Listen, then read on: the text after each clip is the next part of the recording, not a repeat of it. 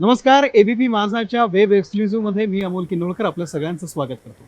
मंडळी, महाराष्ट्राची लोकपरंपरा, इथली खाद्य संस्कृती याला अनेक वर्षांचा इतिहास आहे आणि आजच्या या धकाधकीच्या आयुष्यामध्ये कुठेतरी ही संस्कृती असेल, ही खाद्य संस्कृती असेल, ती कुठेतरी मागे पडत चाललेली आहे. आपल्याला वेळ नाहीये, आपण पटकन कुठेतरी जाऊन समोसा खातो किंवा वडापाव खातो.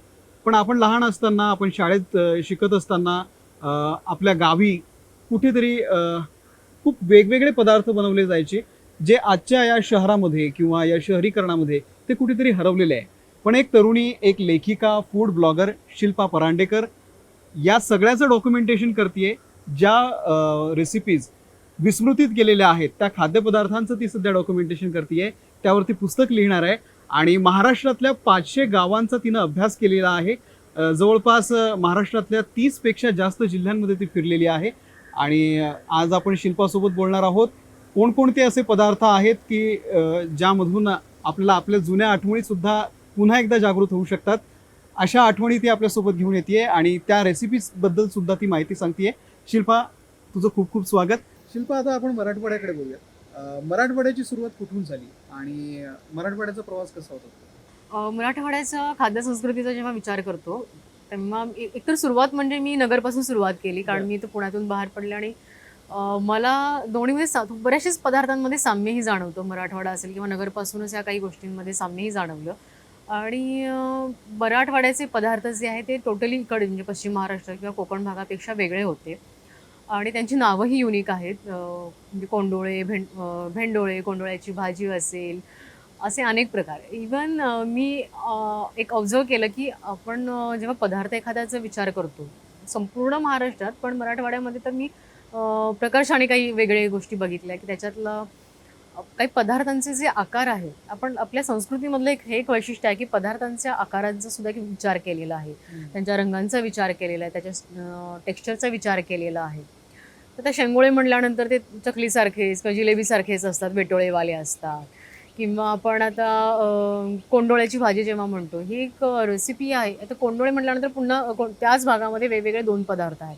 कोंडोळे थालीपीठासारखा बनवला जाणारा पण पदार्थ आहे आणि कोंडोळं ह्याच्यासारखा सुद्धा आहे की एक आपण धिरडं करून त्याच्यामध्ये मसाला भरून ते रॅप केलं जातं आणि त्याला एक विशिष्ट ग्रेव्ही केली जाते. असा तो पदार्थ आहे की तो त्या भागामध्ये आणि नगर भागामध्ये सुद्धा खाल्ला जातो. आणि ही रेसिपी सुद्धा आता विस्मरणात चाललेली आहे, घरांमध्ये करत नाही. एका घरामध्ये आम्हाला एका बाईंनी ही करून दाखवली रेसिपी, अगदी पारंपरिक पद्धतीने चुलीवर वगैरे अशी.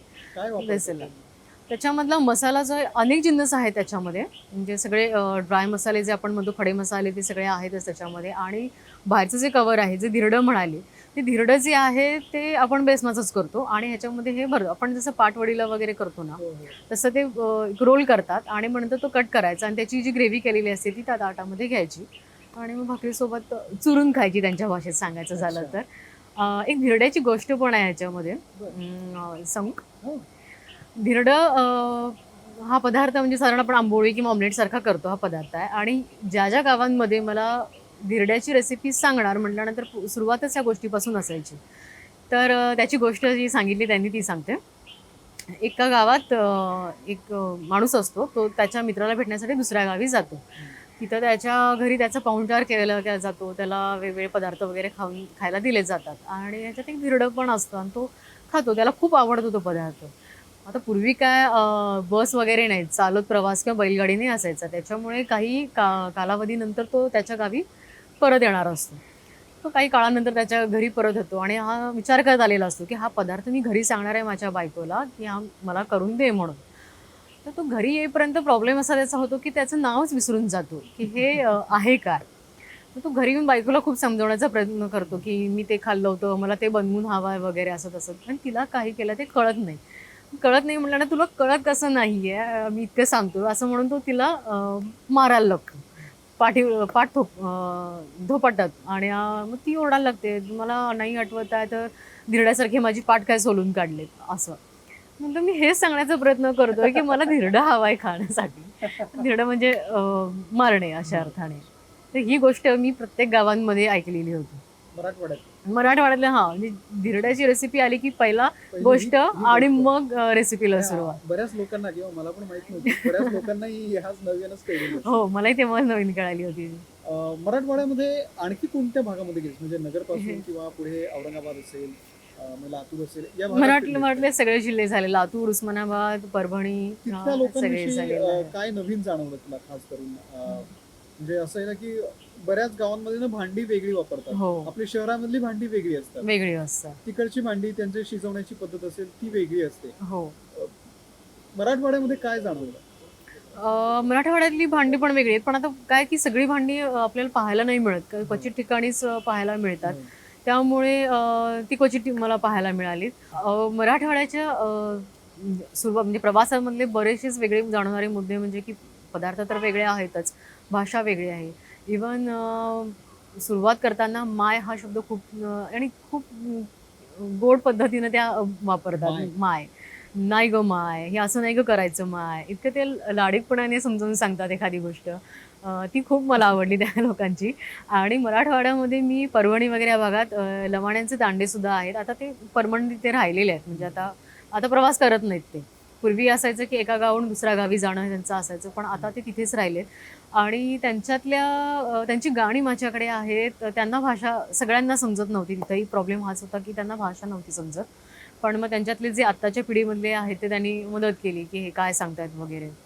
त्यांचे पदार्थ काही वेगळे आहेत. आणि त्यांच्यातली होळीची एक पद्धत आहे. होळीला नवऱ्याला बेदम मार पडतो त्यांच्या बायकांकडून. बापरे. आणि ही साजरी करतात ही गोष्ट ते. एक काय काय आम्हाला जरा ऐकायला आवडेल हे काय प्रकार आहे? त्यांच्याकडे होळीला काय केलं जातं की आपली गव्हाची खीर असते, तर हंडा भरून खीर करतात आणि त्याची सेंटरला ठेवली जाते. त्याच्याभोवती मग त्यांची गाणी, डान्स वगैरे सगळा चाललेला असतो. आणि मग त्या दिवशी रिवाज आहे त्यांच्याकडे की त्या दिवशी काठीनं नवऱ्याला मारायचं. आणि मग हे जेव्हा ते महिला सांगत होत्या त्याच्यात काही जे पुरुष पण बऱ्याच वेळेला पुरुष सुद्धा इंटरॅक्शन करायचे की पदार्थ असतील किंवा संस्कृतीविषयी सांगत असतील.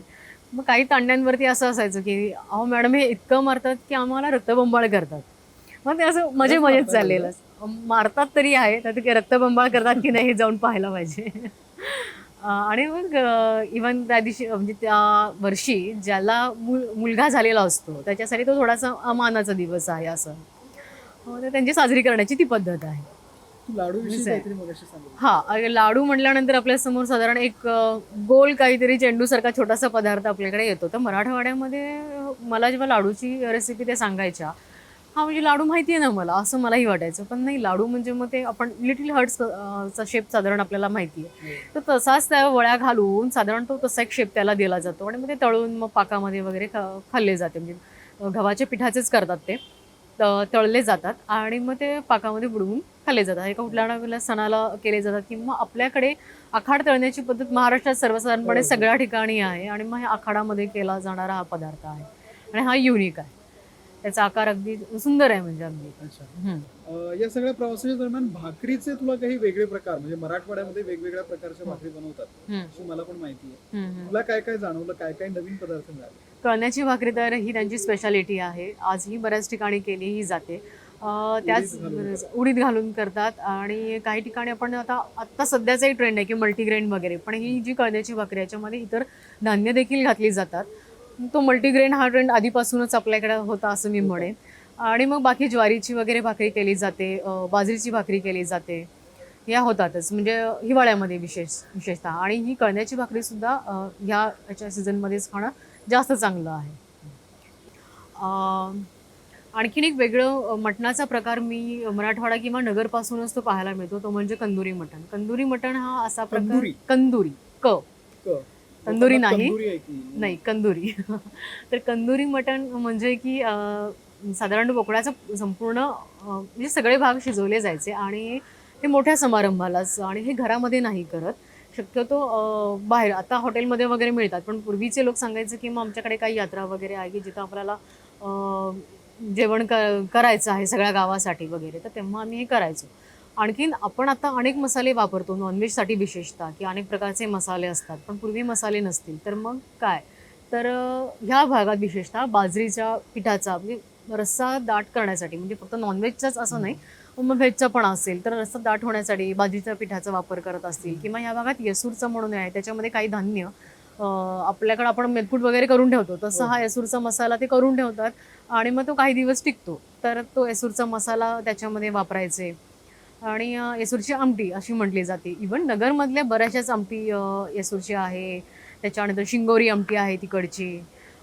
हे पदार्थ फक्त नगरमध्येच होतात, हे इतर ठिकाणी होत नाहीत आणि त्या चव पण खूप त्याची युनिक आहे.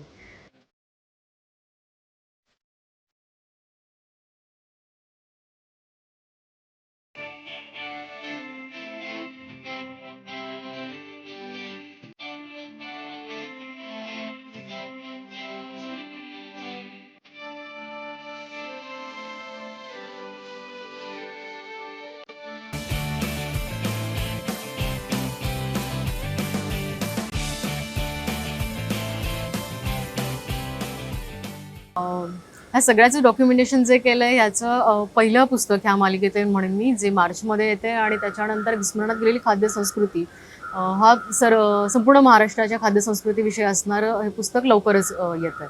खूप खूप तुझ्या या पुस्तकाला शुभेच्छा, तुझ्या प्रवासालाही शुभेच्छा, तुझ्या संशोधनाला शुभेच्छा. खूप इंटरेस्टिंग असेल हे आणि आम्हाला वाचायला नक्कीच आवडेल. आज आमच्या या कार्यक्रमासाठी तू वेळ दिला शिल्पा, खूप खूप धन्यवाद. एबीपी माझा, उघडा डोळे बघा नीट.